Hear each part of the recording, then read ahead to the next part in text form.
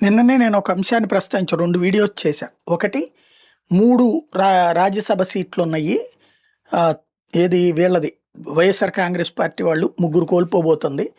అలాగే తెలుగుదేశానికి సంబంధించిన సానా సతీష్ పదవీ కాలం కూడా అయిపోతుంది కాబట్టి 4 రాజ్యసభ స్థానాలకి ఏడాది ఎన్నికలు జరుగుతాయి. ఇందులో సాధారణంగా 2 తెలుగుదేశం తీసుకొని, ఒకటి బీజేపీకి, ఒకటి జనసేనకి ఇవ్వడం జరుగుతదేమో అన్నటువంటిది. ఎందుకంటే అధికార పక్షం వాళ్ళది కాబట్టి, బీజేపీ ప్రతి ట్రిప్ కూడా ఒకటి అన్నది ముందే చెప్పుంది కాబట్టి, ఒక ట్రిప్ ఒకటి బీజేపీకి ఇస్తారు.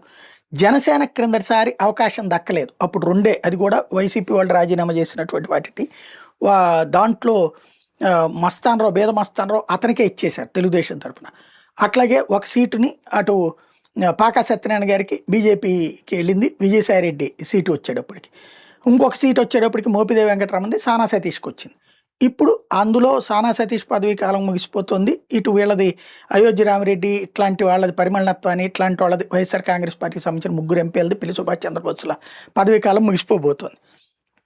ఇప్పుడు జనసేనకి ఒక సీట్ అందులో రాబోతోందంటూ సాక్షి ఒక కథనాన్ని ప్రొజెక్ట్ చేసింది. అయితే జనసేన ముందే లింగమనేని రమేష్కి ఆ సీటు ఇవ్వబోతోందని. ఒకటి పవన్ కళ్యాణ్ గారికి అయితే అసెంబ్లీలో తమ ప్రాధాన్యం ఉంది. అట్లాగే లోక్సభలో 2 ఉండటం ద్వారా జనసేన పేరు అక్కడ ఉంది. మండలిలో ఆల్రెడీ హరిప్రసాద్ గారికి ఇప్పించుకున్నారు. అట్లాగే నాగబాబు గారికి ఇప్పించుకోవడం ద్వారా 2 స్థానాలు అక్కడ మండలిలో కూడా జనసేన ప్రాతినిధ్యం ఉంది. ఇక రాజ్యసభలో లేదు, అది క్రిందటిసారి అనుకున్నప్పుడు ఆగుంది. ఈ ట్రిప్పు జనసేనకి ఇస్తే లింగమనేనికి ఇస్తారా?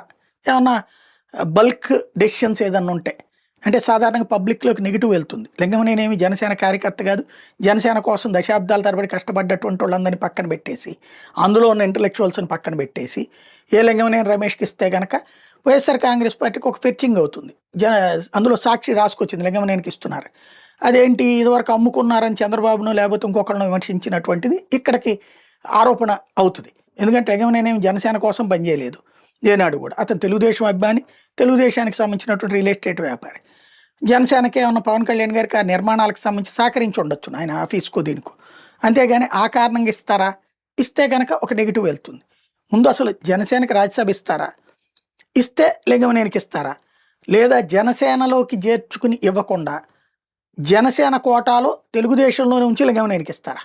ఇది తేలాలి.